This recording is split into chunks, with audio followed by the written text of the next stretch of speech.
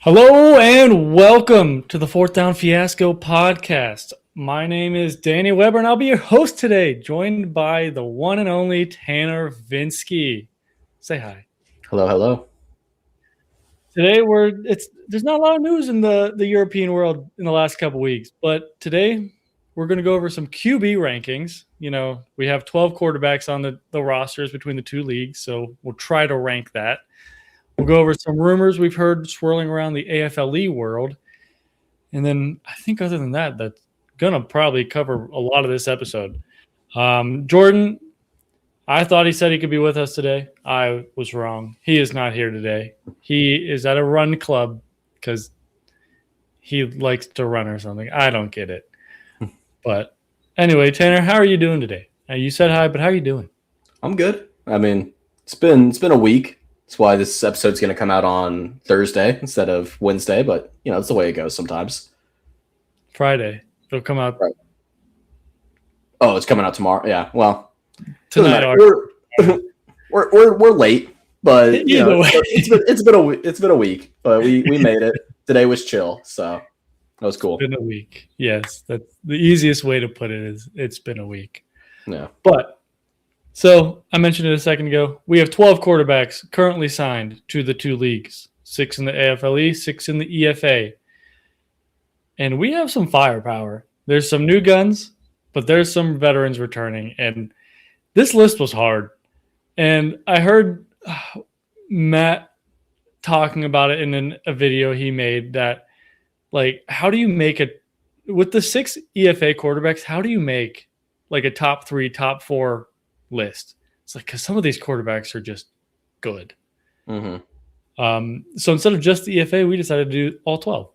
And yeah, let us know what you think. I'm curious to see when we get halfway through both these seasons, how wrong we're going to be or how right we're going to be. It's going to be interesting. I think we all feel pretty confident on like the best 2. But if you look at like when we go into our list, and we'll shout out Jordan's list while we're doing this too, we didn't really agree outside of the top 2. So we were in like the same tiers. Yeah. We did a good job keeping things in the tiers, but I think we all saw preferences between the QBs differently than one another. And I'm really curious about, because we got a couple of guys lower that we just haven't seen much of. And I'm really hoping that some of those guys are going to like jump in to be like top 4 QBs in all of Europe, because that'd be really cool if it's like, yeah, this dude we don't know anything about, we're just defaulting putting them at the bottom because we don't know anything about them, but they're actually like really fucking good, you know? Yeah. No, yeah, I think you nailed it. We do have tiers, which ironically, like, we didn't discuss this at all. Like, this was a very last second thing. We're like, oh, let's just do this. And I said, send me your lists, and everyone kind of stayed within the same realm. Which yeah, I sent you my list like what, an hour ago? Yeah. And yeah, I made my list 3 days ago or something like that. You sent me yours an hour ago, and we have a very similar list. Yeah, to an extent. But yeah, and we did put a little asterisk. This post is going to go out with this. These are quarterback rankings as of March 26th, based on the previous season, some of the film, and current rosters. That's a big one. Current rosters. Because there's not a lot of rosters. So you could be the best quarterback, but if you don't have any teammates, good luck. Not going to be good. Yeah. Yeah. But how do we even want to dig into this? Do we just want to read off lists, or what do we want to do? We didn't really discuss that. Let's just go one by one. So who do we got in the one spot? Well, we could probably knock off 1 and 2 right away. Yeah. All 3 of our rankings have the same 1 and 2 in the exact order. Number 1, Jadrian Clark. Longest veteran of the ELF into the EFA now. Not a surprise that we have him at our 1 spot, at least to me. But Ben's not going to be happy about it, but what? Said Ben's not going to be happy about it. Yeah. And then the number 2 spot, Mr. Ben VP, as he hates to be called, Ben Holmes. But yeah, I mean, anyone who has eyeballs can tell that those are the top 2. Yeah. From the last couple of seasons, those are the top 2 quarterbacks. And you can try to argue, but you'll be probably arguing to a brick wall. So I think that's a pretty set 1-2, and I think most everyone's going to agree, except Yeah, for AFL people are going to say Ben Holmes is better. EFA people are going to say Jadrian Clark. better. Yeah. And really, at that point, I think it's mostly semantics. I mean, they're the most decorated guys in the EFA, AFLE space, right? They're the guys with, like we mentioned, the most tenure. Like, they're the most consistent QBs we've seen in this European sphere. And I think most fans would say, yeah, it's 1 and 2. We're not going to argue 1A, 1B situation, but we can see the argument that some people would say, well, it's a 1A, 1B, right? Where they're both as talented as one another. I think we all have just seen so much with Jadrian over the last couple of years, and just from what we hear from the seasons we didn't watch about Jadrian too, like just it feels pretty easy just to be like, yeah, Jadrian Clark's the best QB in Europe right now. Yeah, and I know ELFpedia threw a thing up because I think they're 1-1 against each other, right? One with Clark on the Fire, one with with Clark and Nordic on the Storm. Yeah. I don't know where. And it's bullshit that we won't get the decider this year, right? Doesn't that suck? It'd be so cool when we get the third matchup, especially if it was a championship matchup again. Oh my god, stakes could have been so sick, but yeah, no, we had to ruin that, didn't we? But hold on, I did find it. Let's see real quick. Ben Holmes, Jadrian Clark. Yeah, 2 matchups, one for one, both each.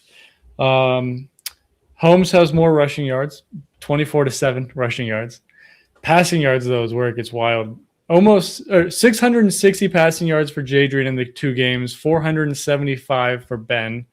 6 touchdowns for Ben, 7 touchdowns for Jadrian, 3 picks for Jadrian, 1 pick for Ben. But the biggest game out of the 2 was the 2024 final, and the final score is 51-20. Yeah. But I mean, and we would get in semantics going there, but I mean, that Ryan team was just so crazy. Yeah, that was absurd. And I mean, honestly, a couple plays changed the whole dynamic of that game. We've talked about that a handful of times. And then last year, I mean, 28-20, solid game in the semifinals. And I know Vienna just looked good last year. Nordic was a little banged up, but hey. That's such a big what if. It's like, what if Nordic was healthy last year? You know, because that Stuttgart team was crazy too. Like, but I mean, Vienna took them to the wire, man. I mean, that was such a good championship game. That was a great game. Yeah. But yeah, so yeah, you can argue 1A, 1B, but that's our list. Make your own list if you don't like it. Let us know what your list would be in the comment section. And then obviously in the third spot, this is where we differ. And not everyone differed. Jordan and I are the same, but Tanner is different. Tanner, who's in your 3 spot? I got Tabor Time in the 3 spot. And this is more not based on what we've seen, but just more of what I think as a projection. Like, this is more of like me projecting how he's going to be into this season. Just because we saw so much good from Tabor last year, and he's so young, right? So I think he's just developing into a better talent, and I'm expecting big things from this year. And I think most of the EFA space, when looking at Munich, they're like, oh yeah, Tabor's going to take a leap. I think most people have been saying that. And I'm just going to kind of ride the hype. And I'm just going to, in my opinion, it's like, you know what? Tabor looked really good last year. He's really young. There's no reason to expect him to not have a leap in development. So I'm hoping we get year 2 Tabor, and he's going to jump up into that top echelon of the league, you know? Yeah, no, Tabor looked really good last year. Great rookie. And yeah, Munich's roster this year, a lot of it hasn't been announced, but they look good. They look good. Mm-hmm. And so, yeah, it'd be really sad to see him not take that next step. And I don't think there'd be a reason for him not to. And so I can see why you're you put him at the 3 spot. But in my defense, I think you're overlooking one of the best quarterbacks in Europe as well, outside of the top 2 we have, the return of Magic Zach Edwards. 1 year out and you forget all about him. Just drop him down behind Tabor. So that's actually my main rationale for dropping him behind Tabor is a year without play, right? Who knows, right? And like, again, I didn't drop him very low. I dropped him to 4 because I still expect him to come in and be really good. but I'm expecting slight regression from Zach, working off the rust, coming back after a year off, and then a leap in development for Tabor, who was really good last year, right? Yeah. So I'm still hyped to see Edwards, and what's it called? We talked about it during the last podcast a little bit. That's why I'm so sad. Well, actually, I'm happy now that we got Garbers to sign somewhere else, because I was really excited for the narrative of, product of Europe versus a product of the college football sphere, seeing the levels of talent, seeing how far European quarterbacks can go. Because I think Zach Edwards is a huge testament to that. I mean, he's been here since the beginning of the ELF, right? Wasn't he there in Barcelona? Or I don't know if he was there the first year when Barcelona was there, or if it was the second year. But he's been there pretty much the whole time through the ELF. Yeah, he's been there for the main parts. Yeah, I can't remember if he was there the first season, the ELF, but he was definitely there the second. But yeah, I mean, he's been consistently great in the ELF, and there's no reason for me to believe that when he comes back to Paris this year that he's not going to be great, right? It'd be kind of stupid to assume he wouldn't be. No, yeah, I think unless ELFpedia is wrong, I think he's been there since the beginning. Yeah. I thought I remember seeing, because I remember when we were getting to the championship game, I was looking at other championship games and looking at some of the past seasons. And I wanted to check who were some QBs who have been there the whole time. And I'm pretty sure Zach was one of them. Yeah. That's why I was sad not seeing him last year, but yeah, that was sad, but he's back. So it's hype, Yeah. We did bring in a new name, so Jordan followed you. He just had your 3 and 4 flipped. He has Tabor at 4 and Edwards at 3. However, I have the guy who replaced Magic Zach Edwards, Jalen Henderson, at 4. Because I'm just looking Paris, their offense was pretty solid last year. And the last 2 years, Paris's defense has kind of hindered them. Yep. And we saw it in the wild card matchup that Paris kind of stalled out. Henderson got hurt, got hit in the eye. But I think with Prague was a quarterback and a couple defensive players away from being a really good team last year. Because Smith was not it last year. And I think a lot of people knew that 3 weeks into the season. But I like the move to Prague. I don't know if they have they signed their A's yet? I'm not sure. Yeah. Oh yeah. No, they kept all of them. They brought back Willie Patterson. They have not an A, but Adam Zuzelka back. They kept a lot of their team. And I think with the similar team and bringing in Henderson, it's going to be dangerous. And they'll probably run a similar offense to what they did last year, but who knows? So, yeah. That's my 4. We'll get to it. I guess we'll wait a second to get you to your Henderson. Yeah, I'll wait on Henderson. Well, I guess actually we can just go into it now because we're already talking about him, so no reason to double back. Jordan and I both had him at 6. I'm curious to see what Jordan thought on putting him at 6. What's it called? I'm pretty hyped about Prague. I think Prague, it is an upgrade for sure. I'm not going to sit there and argue that this isn't an upgrade at the QB position. And I think Henderson and Willie P is going to be a really fun duo. I think they're going to have a really explosive season. Honestly, it's not so much Henderson. It's just that I liked the guys above him a little bit more. Because, like I said, I expect the increase in talent for Tabor. I expect to make the leap in development. Zach Edwards is Zach Edwards. I'm not putting him at 4 felt controversial. I wasn't going to put him any lower. And number 5 for me, I guess I'll go into my number 5 while we're talking about it, just so I can justify 6. Is just also another thing where I'm just expecting a jump in development, right? Is just a guy we saw last year who kind of came out of nowhere, looked really good in his play time, was really confident in his style of play. And I'm expecting him to have a similar situation as Tabor, just a younger guy who's getting more development time and getting more reps in Europe. I expect him to get better as the seasons go. And that's Jamison Wang. And I also really like Wang to Wrocław. I don't know how much of the roster they kept with all the AFLE things going on, but it feels like it's a stability. it's a stable force for the Panthers QB room that I feel like they haven't had. I mean, they had DJ Irons all last year, but DJ, always felt like a little bit of a ticking time bomb, right?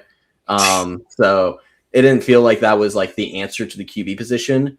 And with Wang, from what we saw last year, it feels like Wang is an answer to the QB room for Wrocław. So again, I'm just expecting a leap in development, and that's why I put him over Henderson. Yeah, that's fair. But looking at the Panthers roster so far, they have 13 players signed. Wang, they brought in Mike Harley from Stuttgart, Which is good. They kept Ottender, who was a solid young homegrown, and then they used their import on a tight end from Canada. Okay. So they're using a lot of their imports on that side of the ball. Well, they're only import, I guess, on that side of the ball, because a lot of their E's are on the line or on the defensive backside. But yeah, so with Mike Harley there, and I don't know much about Dylan St. Pierre, but if he's enough to be an I spot, probably a solid, Definitely tight end. But this is the only one, or this is the first one where all of us are different. It got all the way down to 5 before we started getting all over the place. So yeah, so you had Mr. Wang.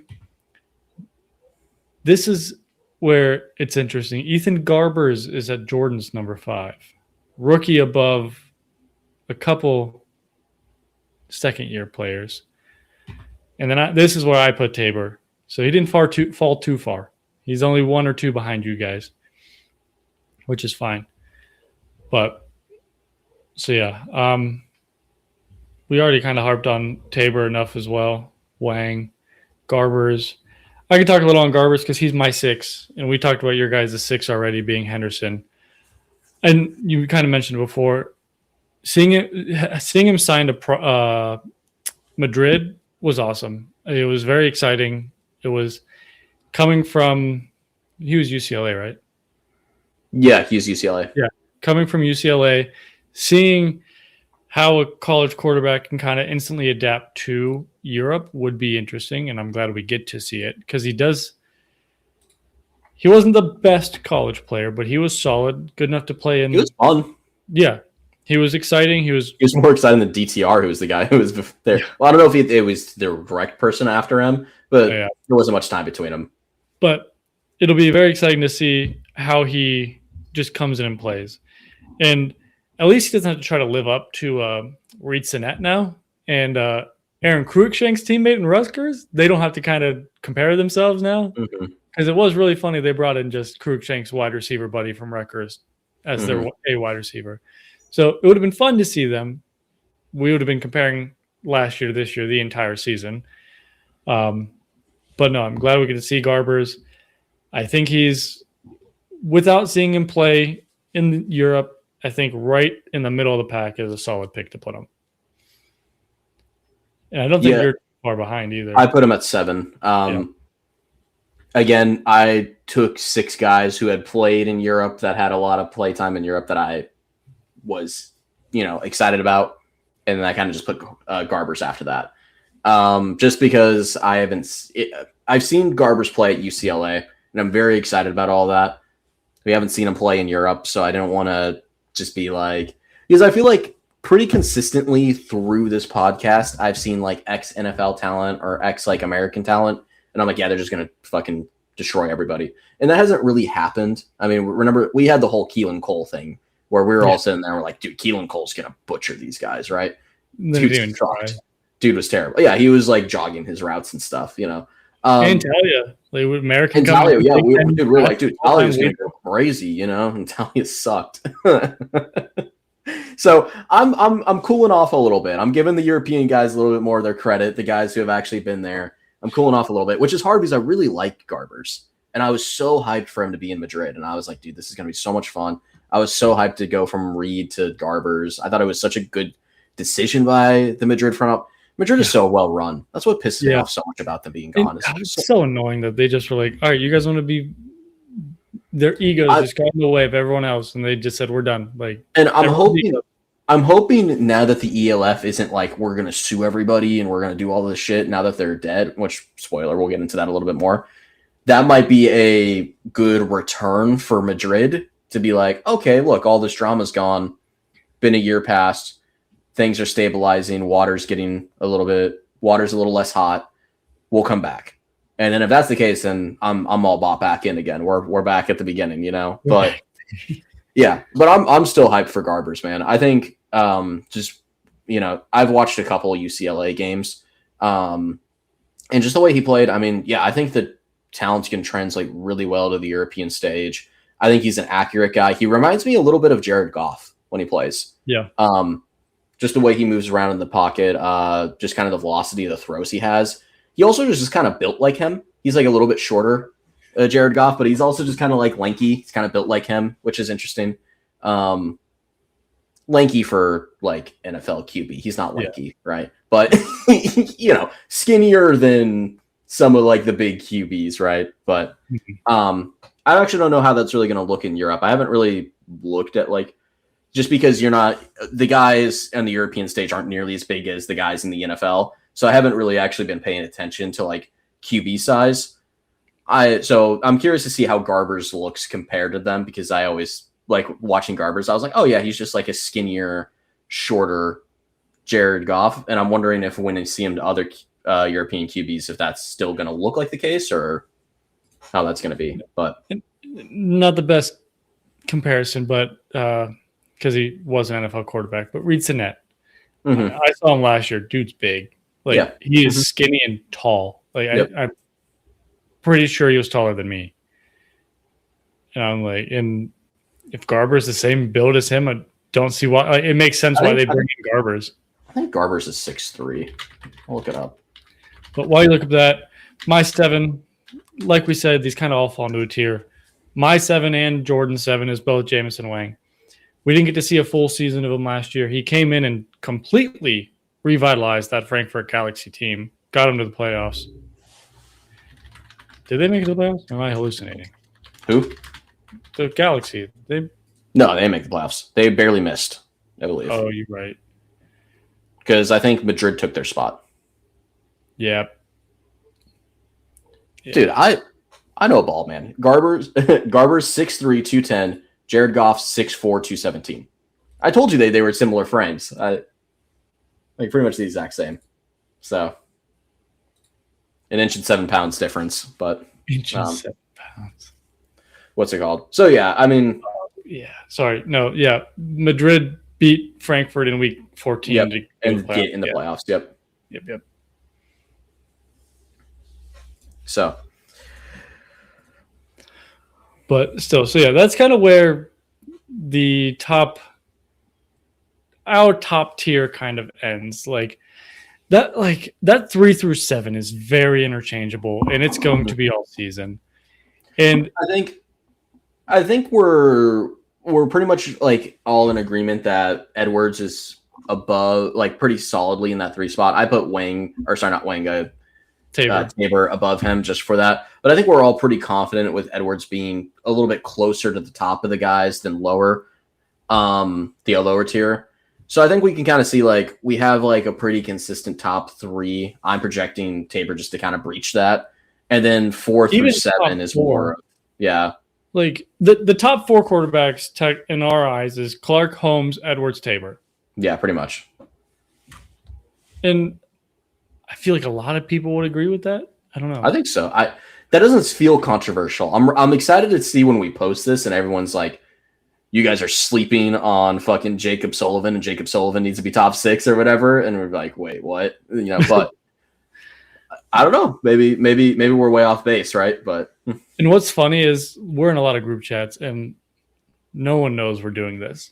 Yeah. Like I've not said it to anyone. Usually I send a lot of our stuff beforehand. Like, hey, we get opinions on stuff, but this is going to be the first time everyone's hearing about our QB ranking. I can't wait for Matt to call us idiots. No, yeah, Matt's going to be like, you're an idiot. Wake up to a couple text messages. It's fine. But throughout the season, though, we will have to kind of figure it out because of the way import rules are working. I feel like stats are going to be a little skewed with the AFLE through the EFA. But I don't know. We'll figure that out when time comes. We're gonna have a much harder time stat block watching this time around. Like we're really gonna have to like lock in a little bit more, and even like the matchups we're not really watching. We need to like go and look a little bit closer and be like, okay, what's actually happening with these QBs? Yeah. Because I'm telling you, a lot of the AFLE numbers are going to be fucking inflated, man. Like when we see Vienna play Berlin and Paris, and like, you know, we can't just sit there and be like, holy shit, Ben Holmes has 4,000 yards and Jadrian only has 2,500. But then you look at the schedules for the two, and it's like, yeah. And the schedules are drastically different unless the lights come out with an amazing team. But this Musketeers defense is supposed to be one of the best in Musketeers history and in kind of the ELF last couple of years. And so these EFA teams are going to be deadly. And everyone's been saying it. It's 4 of the 6 playoff teams from last year. And then you got the 2 just on the outside. It's like these teams. Yeah, like Prague almost made it, and Frankfurt was a game away from making it. Like, yeah. You know, like, we'll have a lot of the AFL people will still shit on Prague, you know, but Prague is good. Prague, people should stop shitting on Prague. The fact that I get so upset with all like the discourse around Prague, where people are like, "Oh, everybody hyped up Prague, and look at what Prague did. We got their shit rocked by a real team in Vienna or whatever." And it's like Prague won 1 game the year before, last 2 seasons. Yeah, and then goes out there and wins what? They won 6 games, 7 games. Something like that. They either won 6-6 or 7-5 and lost the tiebreakers. But dude, who shits on a team that 5x their win count? 7, 6.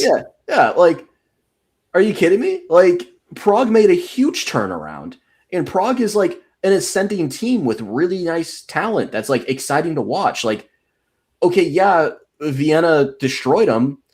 But Vienna's like a top 2 team in the league. Like, you wouldn't sit there and look at let's say the Tennessee Titans go like 8-8 next 8-9, I guess, because fucking 17 games. They go 8-9 next year with Cam Ward, and like in the last game of the season, they get their shit rocked by the Seattle Seahawks. You wouldn't just be sitting there and be like, oh yeah, but look what happened to the Tennessee Titans when they went against the Seahawks, right? And it's like, no, dude, the Titans sucked last year. They just tripled, quadrupled their wins from the year prior. Like, yeah, nobody would ever say that. So it's crazy to me. It's just non-ball knowers. I think that's the issue. Is like, which, sorry, that might piss some people off, but that's what it feels like. It's like, how are you going to shit on a team that 6x their win count between one season and just say, oh, well, they lost to like a really competitive team. Okay, yeah, they're a tier below them still.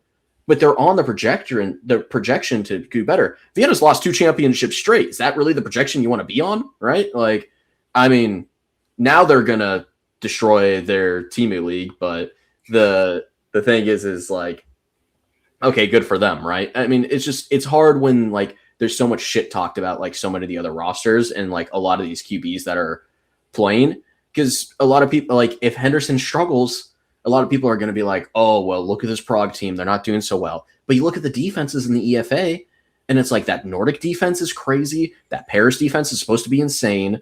What's it called? Munich's supposed to have a really good defense, too. The Raiders always have a solid defense. Raiders always have a good defense. Like, you're running into just brick house after brick house after brick house. And it's like, yeah, I mean, QBs should probably struggle in those situations. And so the stats are going to be interesting to look at when we look at the end, because I think a lot of it's going to be inflated, and we might sit there, and that's why I'm saying like we can't really like run off of stats, because we might sit there and be like, oh, statistically this is Clark's worst year, but talent wise this is probably the most competitive league he's ever played in. Yeah, and I mean, you know me, anyone who listens know me, I'm a huge stat guy. Give me the numbers and let me ride. But I feel like this year it's going to have to be an eye test. You'll have to compare both side by side, because Clark could put up 2 touchdowns and 200 yards, but he could have made some throws that could have made some of the best throws you've ever seen in your life. Yeah, he could be throwing in windows that none of the other QBs in Europe could throw into. But it was a grimy ass 17-14 game. Yeah, and I think that's what we're gonna. I think we're gonna see some grimy games in the EFA, because these teams are so. Yeah, because I think they're so similar in talent, which is so exciting about it. And like, I want my heart racing for every game I watch in the EFA, and I feel like it's going to be like there's not going to be a blowout. Mm-hmm. I wish I could say the same thing about the AFLE, but I think the top in the AFLE is going to be like that. I think when we play, dude, when we get Ryan and Vienna, like I think those games are going to be awesome. I think those games are going to be sick. That's why I think it's such a miscalculation that their first game is going to be Vienna and Berlin. Really? That's the message you want to send to your fans? Have the first game be Vienna Ryan. And you can sit there and be like, look at this electric, high-powered offenses go against each other. You got this 45 to 42 games. You don't get this in the EFA. Instead, we're going to see Berlin get their cheeks rocked, you know? Like, and I think the shit are going to be fun in the AFLE too. Like, I think when we get the Paris Varennes matchups, dude, those are going to be awesome, man. Those are going to be some grimy-ass fucking terrible games with bad QB play and, you know. Well, actually, just right before we started recording, Xavier Edwards signed with the Paris Lights. Oh, really? Yeah. Former Vienna and Nordic Storm defensive back. Nice, dude. An A import. But I guess we'll talk on this real quick. You mentioned Berlin and Ryan, but I've heard that the AFLE, I'll probably wake up to a message, but there's not really a salary cap in the AFLE. I've heard they're just kind of throwing bags at people, which, hey, honestly, good for the players. Like, good for the players. Yeah. Good for the players and the team, like the teams that are doing it. It's like they are risking their bodies for this game, for the love of the game. They're not making millions. But the only thing that I struggle with is like these teams are making money. We know that. Where are you getting more money at to throw at players? Like, that's fine. I don't care. But it's going to be interesting to see what free agents currently go chase the money, which especially the ones that are near the end of their careers or so on, that just kind of get the little payday before they call it quits, which good for them. They've deserved it. They've earned it. But. Yeah, no, I agree. I think the players getting paid more money is better. The fact that a lot of these players have had to deal with not getting paid is some bullshit, and it's good that there's a chance that they can actually get some real paydays, which would be really cool. My concern with that obviously comes down to the talent level, because we have franchises that are being born out of nothing that aren't going to have really good revenue. They're not going to be able to afford the same guys that the Vienna Vikings are going to afford. And the Vienna Vikings have just been able to sign everybody that they want. And I think that's going to make it easier for them to sign everybody that they want. So then we run into the situation where it's another point into this is the Vienna Vikings League, not the AFLE. This is the Vienna Vikings League. So I don't know how I feel. I tell you how I feel about that. I don't like that at all. And that's just, yeah. I mean, they're just going to be able to throw, yeah. They're just going to have such a good roster. Like, their roster's going to be so good if they got no salary cap, man. It's going to look like the Dodgers situation, you know? Yeah, that team is going to be one of the best teams in Europe, probably in history. Like, oh, yeah. This Vienna team is Vienna roster against any other team, they're destroying them. And good for Vienna for building a team. But I wish it was better, like, combined league. Like, it could have been last year. That would have been so much better. It's not going to make for good football. That's the issue. Oh, Vienna fans, it'll be great. Well, for Vienna, I mean, it's going to be the same situation we ran into some of those Warriors teams, you know, in the 2010s, where it's like, yeah, they're just winning 73 games. Can we do anything about that? No. Nobody can compete against it. There's just this unstoppable dynasty. LeBron has to go out there and play superhero ball and then still get swept, you know? And it's like 50 points a game. Yeah, no, he's going out there with like pretty bad Cavs teams, willing his way out of the East and then just getting swept. And it's like, yeah, LeBron averaged 42 points through the playoff series. They didn't win a game because fucking the Warriors are just this juggernaut. And that's what we're kind of creating here with Vienna, where it's like, dude, if you love dominance and you're a Vienna fan, it's awesome. It's amazing to see. You're seeing some of the best football you can watch, right? But as a neutral or as someone, I mean, not even a neutral, just anybody who isn't a Vienna fan, like that that sucks because the quality of play is you're just watching people who are getting destroyed, you know? Yeah. But we'll get back on track. We took a little derailment. Let's get Yeah, a back to little our bit. list. Number 8. We've talked about it a little bit. We'll start with yours. We talked about the thing a little bit about a guy who's been around Europe for a while. And we've said most of the Europeans that have been around for a while are at the top of our list. However, you have him at the highest part of your list at 8. Jordan and I do not have him that high. But Jacob Sullivan, who's been around Europe for a very long time. Why do you have him at 8? I think it's just kind of an experience thing for me is really why I threw him at 8. He's played a long time. He puts up a lot of numbers. I mean, really, like he's the stat pat guy of Europe. He's always throwing for a ton of yards, putting up huge numbers, a lot of touchdowns. Berlin, you have to. Yeah, and he's like back in Berlin once again, and I think he's going to be playing in a lot of blowouts. So he's going to have to be sitting there. They're not going to be running the ball very often in Berlin. So I think we're going to be seeing a lot more massive numbers out of Jacob Sullivan. Really, like Jacob Sullivan to me is just the Jameis Winston of the European space. His floor is in the basement. His floor is so low. Like he can go out there and play horrible football. But that's ceiling, man. That's an exciting, like, man, he can put up some numbers and he can play with the best of them when he's on his A game. So I think realistically, Sullivan's probably worse than 8 if we really think about it. But I'm just kind of averaging out really low floor, really high ceiling, has experience in the league compared to these other guys that we haven't really seen. Well, we've seen one of them play. The other 3 guys we haven't really seen play. And he's better than the one guy we have seen play for sure. I think we all agree on that. What's it called? So I don't know. I mean, maybe it's not the best take, but I do like Sullivan's play style because again, it's wildly entertaining as a neutral fan. As a Berlin fan, I'd probably hate it. You know, it's kind of the same way like Bucks fans hated watching Jameis play because it's like you never know what version of Jameis you're going to get. Yeah. And I'm sure Berlin feels the same way. But I enjoy it as a neutral fan. It's a lot of fun. No, yeah. So it's exciting. But I will say I like the signing of John Cole with Berlin. I'm sad they lost Kai and Foster. But Sullivan and Cole, I feel like should ball out because he balled out on the Enthroners last year with that quarterback room. Mm-hmm.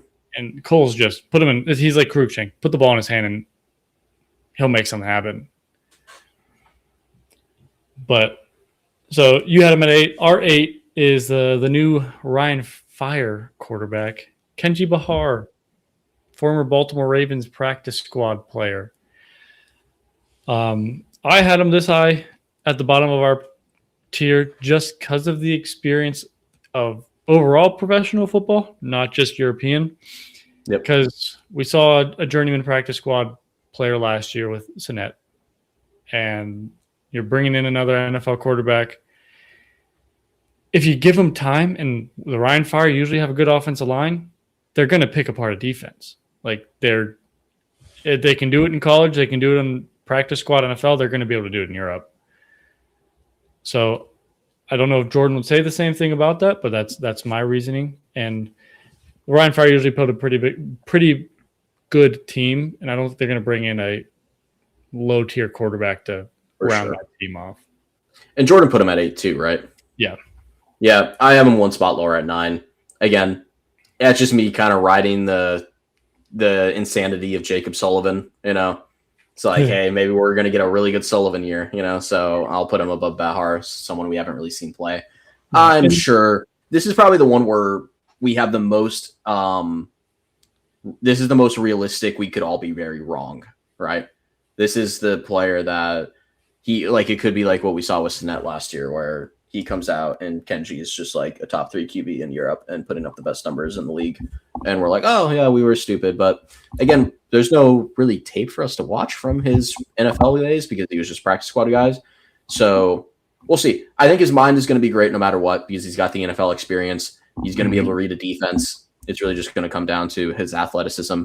And how much he cares. How much he cares, yeah. If he really wants to play. Because I think we were still right about Keelan Cole, whereas if Keelan Cole actually tried, I think he probably could have torched the league.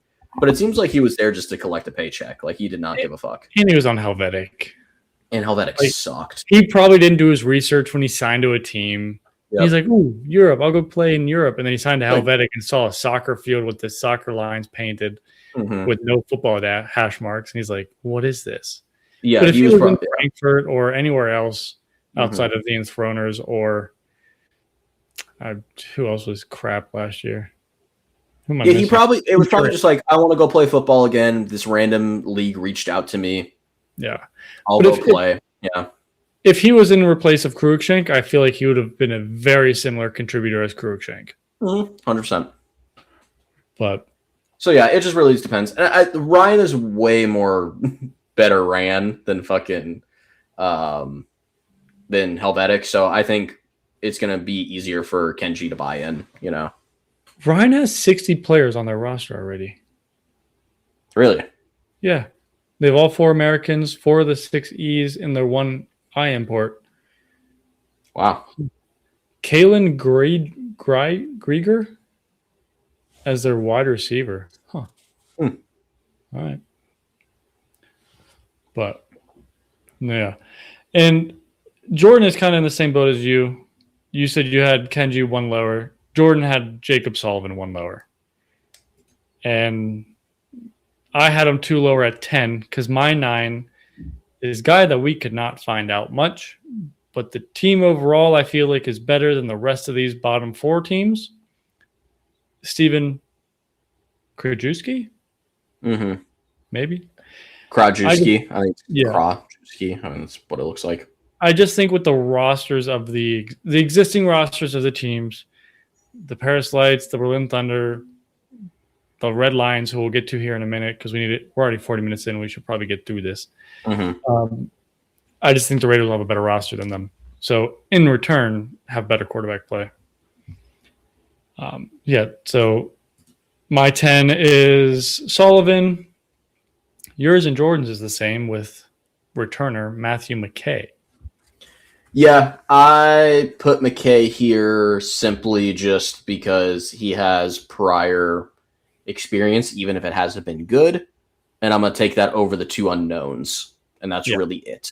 That's like my only rationale is because I tried watching tape for Hillilock and Krajewski, couldn't really find anything. And the reason I put Hillilock above Krajewski, even though Krajewski is probably going to be better, is the only tape I could find of Krajewski was him getting benched in blowout games against Rutgers and Navy. Like I saw maybe like 3 passes by Krajewski. They were all off target, weren't very good.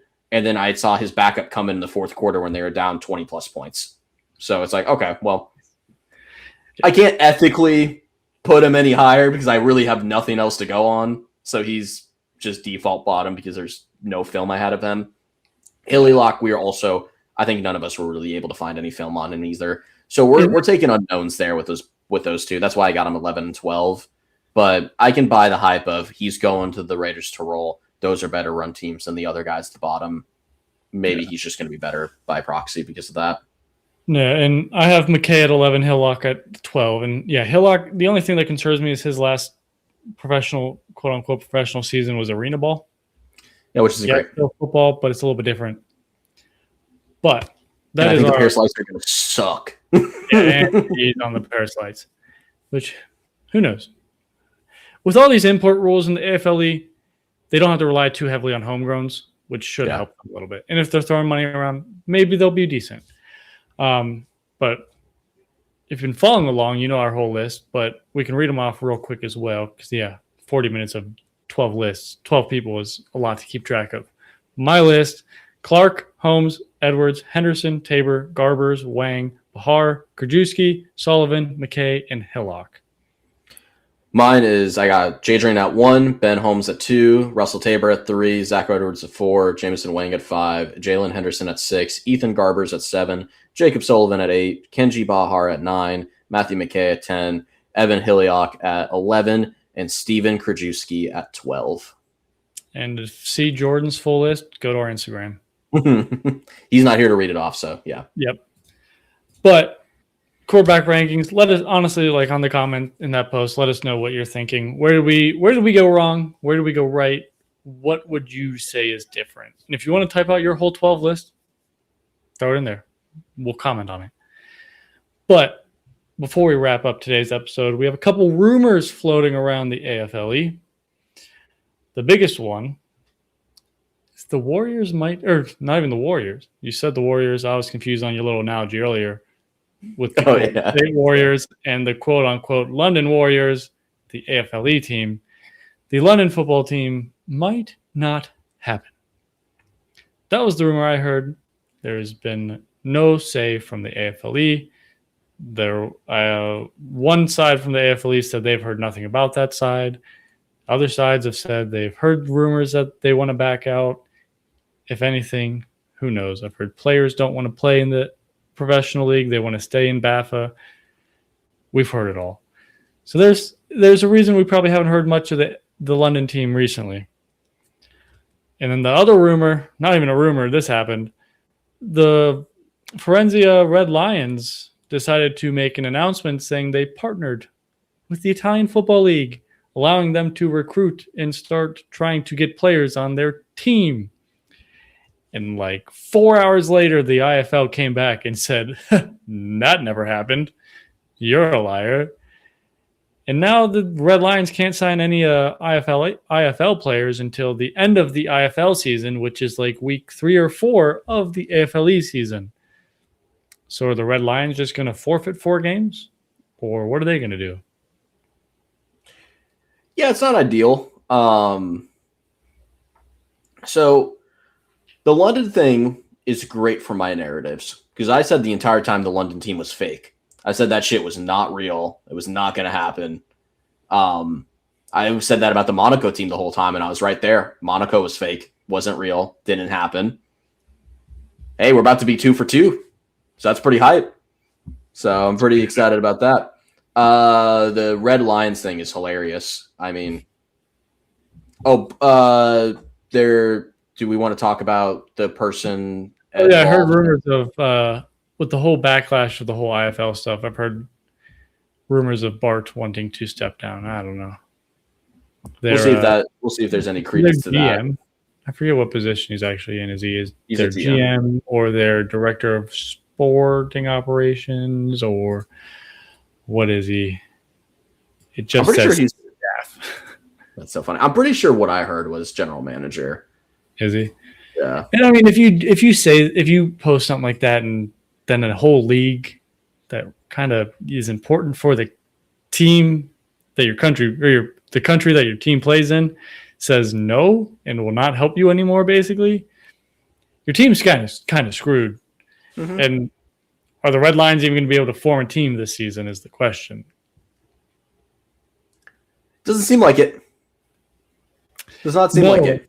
And if both rumors are true, well, not even both rumors, if the first rumor is true and the Red Lions field a team of D3 players coming out of Italy, we're basically having 2 leagues of 6 teams. And it's like, at that point, might as well just have 1 league of 12. And Tanner might have lost sound. Well, it did a little bit there. But I'm assuming what you moved on to was saying if they got a team of D3 players, they're probably not going to play, right? Pretty much. It's like they might play, but they're not going to be competitive. And at that point, we'll have 2 leagues of 6 teams. And why couldn't we have 1 league of 12? And it's like we have 12 quarterbacks on our ranking. And I will take those quarterbacks. Like, there's probably a quarterback that you could swap one out with and it'd be really good. But, like, if that is your quarterback class in your league, that's a solid quarterback class. I'm going to sneeze. There you go. You got it. Thank you. Yep. No, I think it would be good for the for the league if they came together. We said it. I mean, we beat that whole point to a T. I mean, that's what we just keep talking about. Honestly, I think it's better for the AFLE if the Red Lions and the London team don't happen. because I think both of those teams were going to be really bad and they weren't going to be very competitive. And if you have three good teams with Rhein, Vienna, and Wrocław, and then three bad teams with Paris, Alpine, and who am I forgetting? Berlin. That's better than having only three good teams and five really bad teams. So I think it actually is a blessing in disguise for the AFLE. I think they see it as a really big loss. I think it's better to have less teams that are more competitive than bad teams that are non-competitive, or more teams that are non-competitive. So in a roundabout way, I think if both those teams are dead, I think it's actually better for them. So we'll see. Yeah. Yeah, it's both leagues have been fairly quiet over the last couple of weeks, just because they're trying to build up to get the start of the season. It's April, gives them a month and a half for the EFA and just over a month and a half for the AFLE. Mm-hmm. So I don't think we'll hear much breaking news over the next couple of weeks, unless we hear London actually happening or if London backs out, because the comment section of the post of their rescheduling, if London does back out, is going to be absurd. Like, poor social media admin for the AFLE if that happens. Yeah, no shit. But yeah, the EFA is dropping some stuff. We have home stadium announcements. We have some signings. We have single game tickets on sale for I think Nordic and a couple other teams now. Not a lot of big news, but it seems like we're at least moving in the right direction. We're getting closer to the start of the leagues, which is good. ELF is officially dead, which is awesome. So that's going to be great for the EFA moving forward. There's going to be less stress, so that's good. And in terms of us, I mean, we were looking at the Danube league. So we'll see if we cover that. It seems like actually timeline wise, when there's less EFA and AFLE news going on, might actually be something good for us just to talk about a smaller league in Europe and showing some love to the Balkans that don't get a lot of love on the EFA, or just like the big European stage, just because smaller countries not as invested in football. But if we end up covering that, it'll be nice. It'll cover us through until the season starts, and we can actually talk positively about things for a change instead of being so negative about the state of Europe. We could be supporting the small leagues. Yeah, I think that if the Danube League actually happens, I think it'd be kind of fun because, it's 4 teams from Romania, Bulgaria, and Serbia. Yep. So small league, 6 weeks. All games will be streamed on YouTube, apparently. Which is cool. There's not much information on the internet yet. I will say their logo is a little AI, but for sure, what isn't nowadays? Most of these leagues are, which is bad. Yeah. I don't know if the teams' logos are AIs, but the league logo is definitely AI. I don't know if these teams have been around or not. I have not dug too much into it. Maybe someone will let us know. But kicks off April 4th, so just around the corner, actually. Maybe we'll talk about it. We'll see. But we'll see. The Titans, Rebels, Wild Boars, and the Bears. The Bears. I think the team in Sofia is been around for a while. I remember reading that in the FDM thing, but we'll see. Yeah. Other than that, I don't think I have any more information. I think we're good. My headset's yelling at me, so I think it is probably a good time for us to wrap up. I have to keep turning it back on. So easy enough. Cool. But all right. Well, sorry for the post coming out on Friday instead of Wednesday, but thanks for listening. Follow us on Instagram at Fourth Down Fiasco. Follow us on TikTok at Fourth Down Fiasco. On Twitter at @4thdown_pod. Follow and subscribe to us on YouTube, Spotify, Apple Podcasts. Leave us 5 stars on the podcast services. Leave us comments. We like to talk to everyone. So if you don't comment, how can we talk to you guys? But what am I missing, Tanner? Cool. I'm just going based off your mouth movements because my headset turned off one more time. Sick. So All right. shout out everybody. Go ahead. Let us know our rankings on the 12 guys. I know Danny was saying something about comments, so I'm just going to bet that he wants you to leave a comment on what you think about our list of the 12 QBs. And then that way we can talk to you all about it, and I'll be sick. Hugs and kisses. Peace. See you in the pod.